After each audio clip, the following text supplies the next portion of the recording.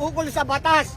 Marami rin tayong mga congressman at senador na sumusunod ayon sa batas. Ang problema lang, outnumber sila dahil mas marami ang buhaboy kaysa sa mga taong makatarungan.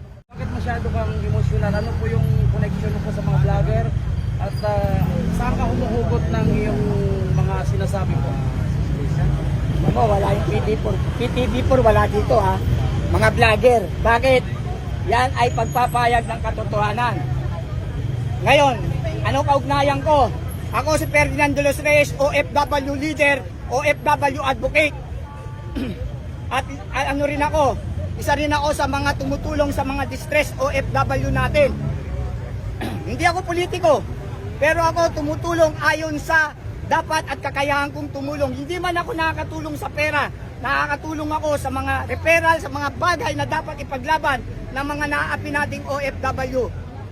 Under ako ng OBA, Overseas Filipino Workers Veteran Association, under Engineer Eli Moa, nakabase sa Alcobar. Sir, salute! Hindi rin ako komunista. Ako ay isang simpleng mamamayan lamang na nagpapayag ng katotohanan at pawang katotohanan lamang. Dahil itong nangyayari sa ating pamahalaan, sa ating lipunan, ay marami ng abnormalities. Ang mga dapat nakakulong, sila ang nakalaya ngayon. Ang mga dapat na nakalaya, sila ang ikinukulong ngayon. Baliktad ang nangyayari sa sistema ng ating pamahalaan ngayon.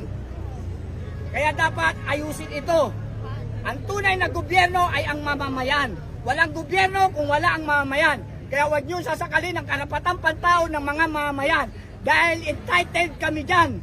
Ikaw po ba naniniwala na yung ginagawa ng TRICOM na pagpapatawag po sa mga vloggers, and nakaka-obvious lang po na majority po sa mga pinatawag ng mga vloggers ay mga Duterte vloggers na yung lumalaban sa katotohanan. Ikaw ba ay naniniwala na isa itong parting diversionary tactics para i-divert yung totoong issues sa bicameral report kung saan na-discovery po yung mga blank item na hindi nakalagay yung halaga, at the same time, posibleng ito ay isang diversionary tactics?